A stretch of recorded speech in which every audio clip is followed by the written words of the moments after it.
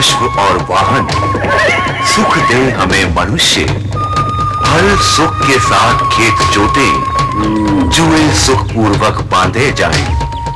मीठी हो चाबुक की मार भी। शूनं न फलावे कृपन्तु भूमि, शूनं कीनाशाभियन्तु वाहे। शूनं पर्जन्यमधुना पयोभि, शूनासिरा शूनमस्मासु धत्तम्। हल के फाल भूमि को सुख से जोते, किसान अपने बैलों के साथ सुख के साथ चलें। बादल अपनी मिठास और जल से हमें सुख दें, हमें सुख दें इंद्र और वायु।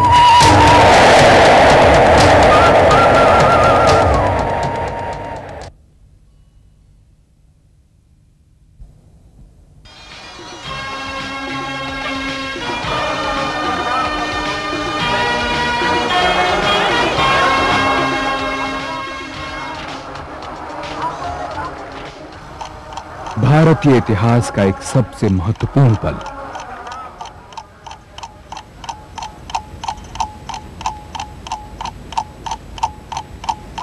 घड़ी की सुइयां धीरे धीरे शून्य काल की ओर बढ़ रही थी।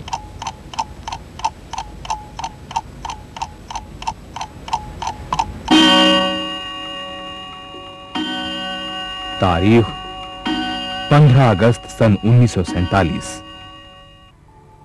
आजाद भारत के पहले प्रधानमंत्री पंडित जवाहरलाल नेहरू की आवाज करोड़ों हिंदुस्तानियों के कानों में गूंज रही थी। लंबी औपनिवेशिक पराधीनता के बाद हासिल हुई स्वतंत्रता। लेकिन यह आजादी लहू और आग की लपटों से निकल कर आई थी। देशव्यापी दंगों में हजारों लोग मारे गए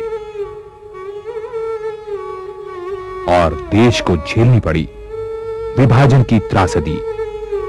संसार के इतिहास में शरणार्थियों की इतनी विशाल संख्या का पुनर्स्थापन कभी नहीं किया गया था। पंजाब का जो हिस्सा अलग हुआ, उसमें आबादी का 55%, भूमि का 62% और आमदनी का 70% चला गया। हासिल हुआ आधी आबादी का बोझ और सिर्फ 30% आमदनी देने वाला 38% क्षेत्र। शरणार्थियों में बड़ी संख्या थी किसानों और खेतीहरों की। सरहद के पार छूट गए थे उनके घर, उनके खेत।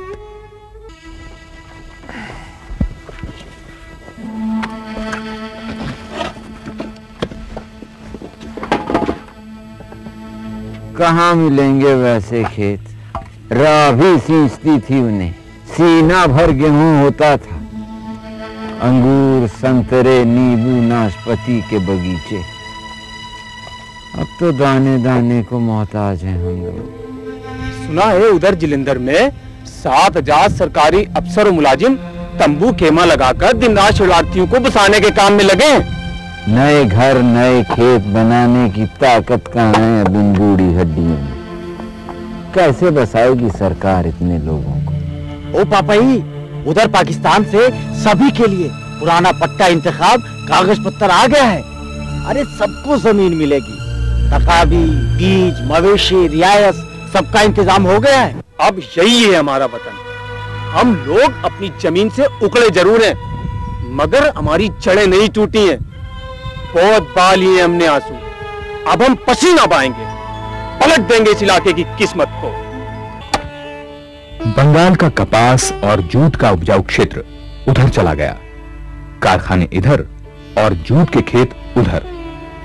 सितंबर 1947 से मार्च 1954 के बीच लगभग 4.5 करोड़ रुपए इन विस्थापितों के पुनर्वास पर खर्च हुए।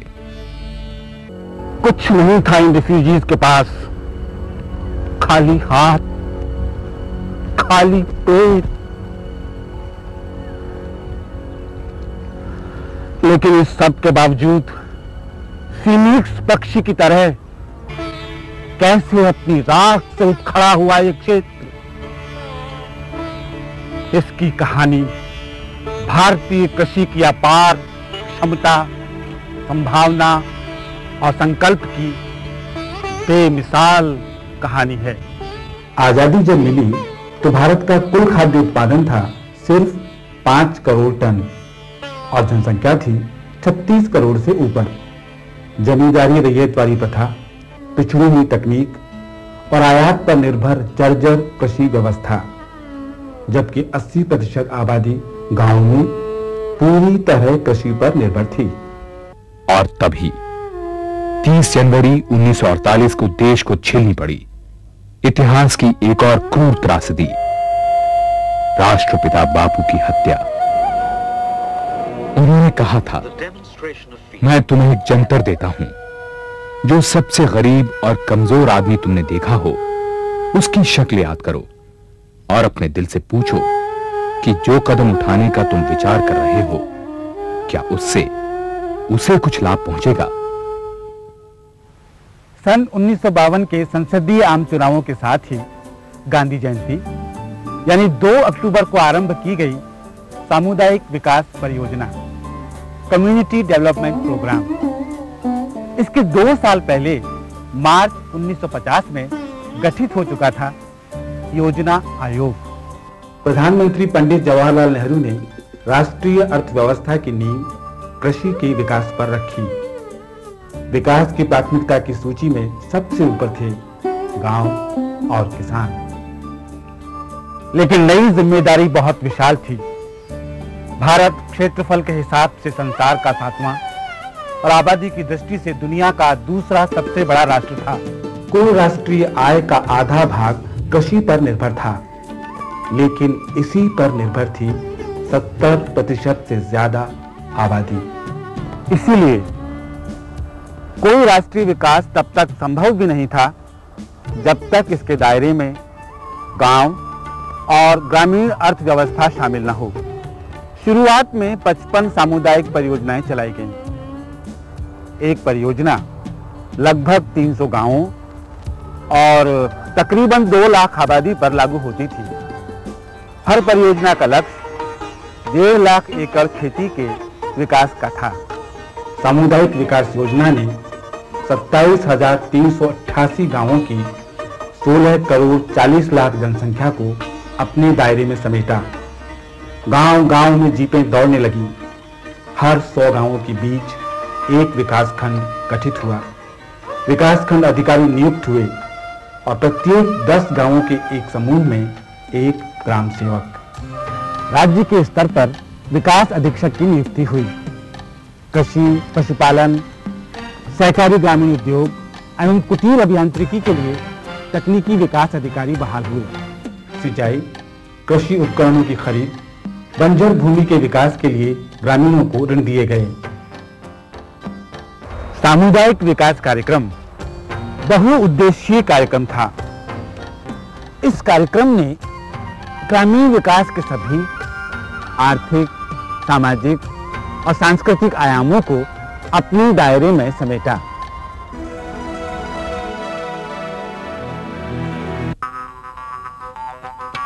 अरे सारे शरणार्थी तो बच गए। आप दोनों किस देश के शरणार्थी हैं? अरे साहब, हमें भी आप शरणार्थी समझे। बस फर्क इतना है कि हम किसी मुल्क की सीमा पार करके नहीं आए साहब, बल्कि समय और काल की सरहदें पार करके आए हैं। क्यों भाई बड्डरी, ठीक है ना? अरे बिल्कुल फिट। सही तुक्का बिठाए रे गागा। समझा, आप दोनों किसी मंडली के कलाकार हैं। अरे साहेब, हम किसी मंडली के कलाकार ना हैं और ना ही घाघ और भड्डरी का नकली रोल कर रहे हैं, बल्कि हम तो असली घाघ हैं और ये असली भड्डरी। ओह माय गॉड, कहीं सपना तो नहीं देख रहा मैं? अरे सपना तो सारा हिंदुस्तान देख रहा है साहब। एक नए मुल्क का, आजाद वतन के नए निर्माण का सपना। और पंडित नेहरू कह रहे हैं कि हम सबको मिलजुल कर एक सपना देखना है। हाँ, और अपने हाथों की मेहनत से उसे साकार करना है। तो आप लोग इतने खुश कैसे? अरे सुन बड्डरी, भला हम खुश काहे ना हो? अरे अंग्रेजन के जमाने से चली आ रही रैयतवारी और जमींदारी समाप्त हो गई। और जमीन पर काश्तकार का मालिकाना हक हो गया, फिर भला हम खुश काहे ना हो। अरे साहब, खुशी तो हमारे रोए रोए से फूट रही है। आज तो गांव-गांव में बीज बांटे जा रहे हैं, खाद और औजार बट रहे हैं। साहब, हमने सैकड़ों सालों की किसानी देखी। भाला, पटरा, कॉपर और छकड़ा चलता था जिन गांव में, वहां किस्म किस्म की चीजें आ रही। तालाबों में लोग मछलियां पाल रहे, मुर्गी सुअर का फार्म बन रहा, दुधारू भैंसों से लोग डेयरी खोल रहे। और अरे ओ घाघ, कौन मशीन रही जो लुधियाना का कीरत सिंह चला रहा? टर टर टर ट्रैक्टर। हाँ, ट्रैक्टर। रे पप्पा रे, दोनों हल एक साथ टर टर खेत की जुताई कर रहे। घड़ी भर में खेत को जोत जा टटरा पटरा मार के बरोबर कर दे। तो हम सुनाएंगे सन 52 में बनी पहली और सन 57 में बनी दूसरी पंचवर्षीय योजना का। हाँ, भाई सिंचाई के बिना तो खेती भी पूरी ना होवे। ठीक कह रहा है। और इसी वास्ते सिंचाई पर ज्यादा जोर दिया गया। अजी इतनी बड़ी बड़ी नदियां हैं हमारे मुल्क में, मानसून और गैर मानसून की जोरदार बारिश। कहते हैं हर साल 30,000 करोड़ एकड़ फीट पानी मुल्क की धरती पर गिरता है, जिसमें से 1350,000 करोड़ फीट पानी बेकार चला जाता है, या तो समुद्र में मिल जाता है या भाप बनकर आसमान में उड़ जाता है। देख भाई बड्री, इसलिए आजादी मिलते ही केंद्रीय सिंचाई और ऊर्जा विभाग के नाम से एक महकमा ही अलग खोल दिया गया और केंद्र सरकार और राज्य सरकार पर जिम्मेदारी डाली गई कि इसका खर्चा खुद उठाए। सन 50 के पहले मुल्क की सिर्फ 5 करोड़ एकड़ जमीन पर ही सिंचाई हो रही थी, जबकि जितना पानी आसानी से मिल सकता था उससे 18 करोड़ 70 लाख एकड़ की सिंचाई हो सकती थी। और शुरू हुआ सिंचाई परियोजनाओं पर काम। बिहार बंगाल सरहद पर मयूराक्षी नदी को बांधकर मयूराक्षी परियोजना, उड़ीसा का हीराकुंड बांध, बिहार में दामोदर और उसकी सहायक नदियों का पानी रोककर तलैया, कोनार, मैसेन और पंचेत में बांधों का निर्माण। तलैया बांध में 3,20,000 एकड़ फीट पानी का भराव होता है और 2000 किलोवाट बिजली पैदा होती है। अरे अरे, तू तो पूरा मॉडर्न हो गया रे। किलोवाट काका का बोलने लगा मेरे भैया। अरे और सुन, कोनार नदी पर बना कोनार बांध। अच्छा, 3.25 लाख एकड़ फीट पानी और 40,000 किलोवाट बिजली। दामोदर परियोजना बहुत बड़ी थी, सन 50 में शुरू हुई और 58 में पूरी। उधर मिर्जापुर के पिपरी गांव में रिहन नदी को बांधकर बिजली के वास्ते रिहन बांध बना। कर्नाटक में तुंगभद्रा परियोजना 145 वर्ग किलोमीटर तक फैला बहुत बड़ा बांध, 1,32,559 क्यूबिक फीट पानी। इससे 8,30,000 एकड़ जमीन की सिंचाई हो सकती है। महाराष्ट्र का कोयना, गुजरात का ककरापारा, पश्चिमी घाट का प्रवारा, आजादी मिलने के वक्त 4.5 करोड़ एकड़ जमीन सिंचित थी। 15 साल के भीतर भीतर वो बढ़कर 6 करोड़ 34 लाख एकड़ हो गई। 36% की बढ़ोतरी थी। अरे खाक भाई, वो देख कैसा खुशी के मारे नाच रहा है लोग लुगाई। अरे बुद्धू, ये पंजाब की धरती है। हाँ, मस्त और जोशो खरोश से सराबोर। चल अपन भी नाचे।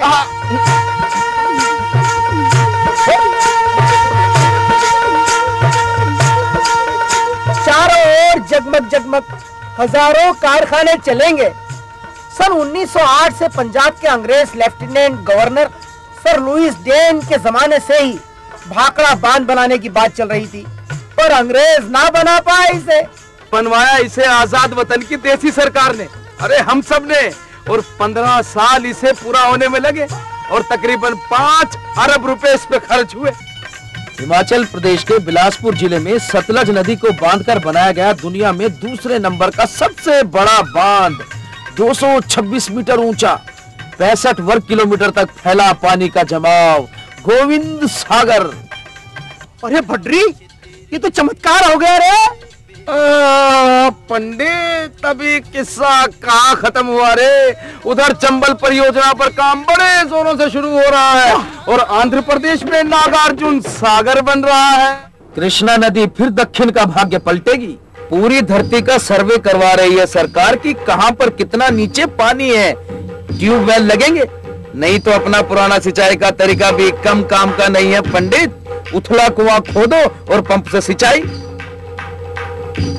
क्यों रे पंडित खाद? हाँ बटरी, जब तक खेत में खाद ना पड़े तब तक। देख भाई सुन, हाँ। खाद पड़े तो खेत, हाँ। नहीं तो कूड़ा रेत। अरे गोबर मैला नीम की खली, या से खेती दूनी फली। और सुन, वही किसानों में है पूरा, हाँ। जो छोड़े का चूड़ा। अरे वाह वाह वाह वाह वाह। हमने तो ये भी सुना है कि सरकार ने शिवरामन जी से कहा है कि वो इस बात का पता लगाए कि हमारी धरती को कौन कौन सी खाद माफिक है। हाँ। और कहते हैं कि हमारे देश की मिट्टी को थोड़ा बहुत नाइट्रोजन जरूर चाहिए। भाई ठीक कह रहा है बटरी। हाँ। और सुन, हमारे देश की 85% मिट्टी ऐसी है जिसे फास्फोरस तो चाहिए ही, और 63% को चाहिए पोटाश।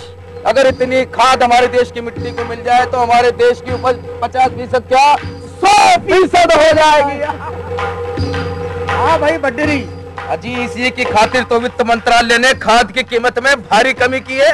बस यूं समझ लो कि आधा खर्चा सरकार खुद उठा रही है और कर्जा अलग से दे रही है कि खरीदो और खेत में डालो।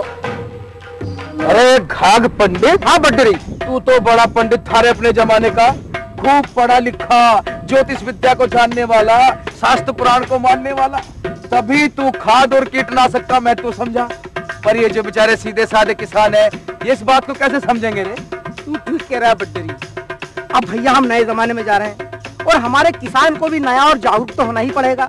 इसीलिए सरकार ने श्री गोविंद वल्लभ पंत जी का कृषि विश्वविद्यालय खोलने का सुझाव मान लिया है। सर, ये कृषि के मैकेनाइजेशन यानी कि यांत्रिकीकरण के बारे में आपका क्या कहना है?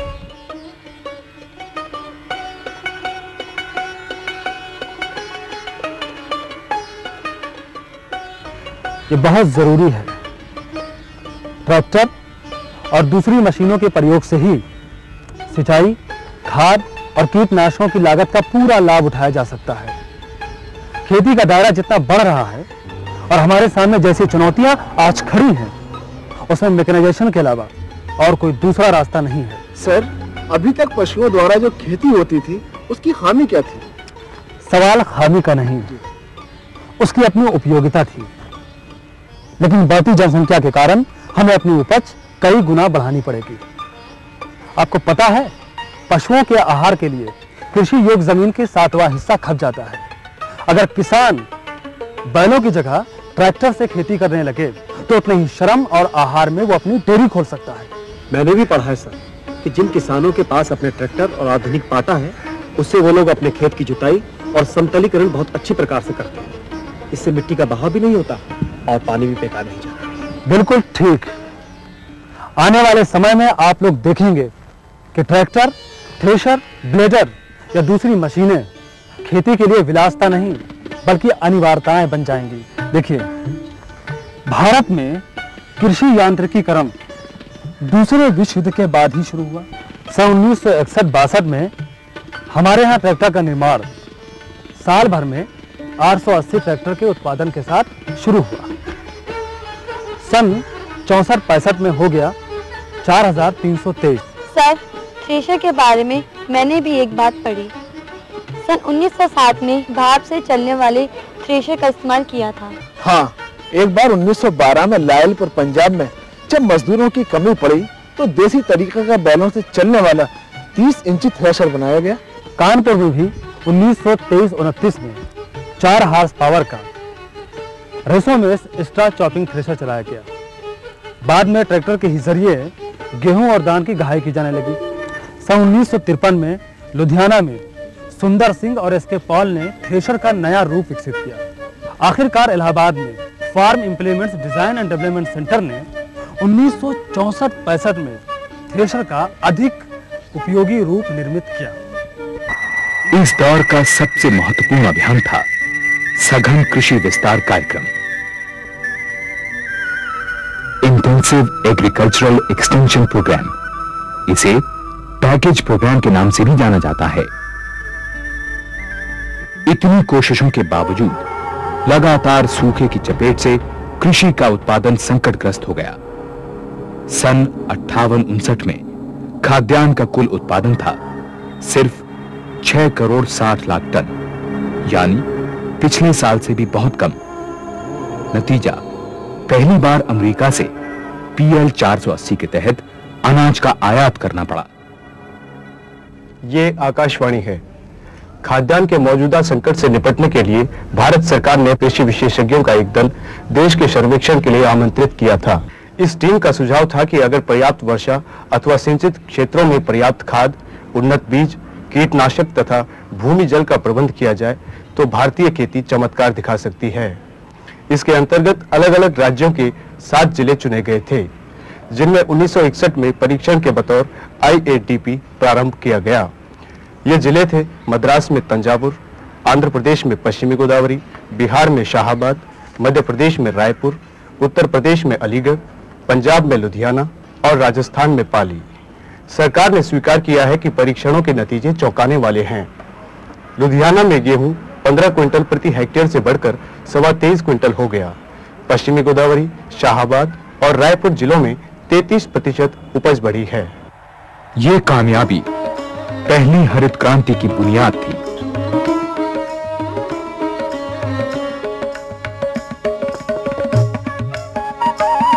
सारा देश खाद्यान्न में आत्मनिर्भरता का सदियों पुराना सपना देखने लगा।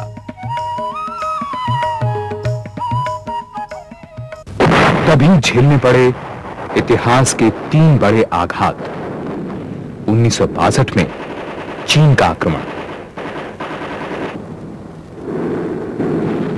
27 मई 1964 में स्वप्नदर्शी प्रधानमंत्री पंडित जवाहरलाल नेहरू का देहांत और सन 1965 में पाकिस्तान के साथ युद्ध।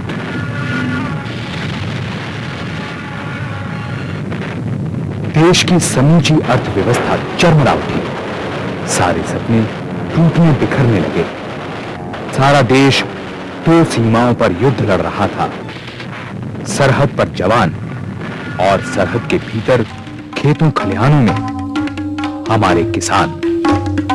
तत्कालीन प्रधानमंत्री लाल बहादुर शास्त्री ने इन्हीं संकट के क्षणों में एक नया नारा दिया, जय जवान, जय किसान।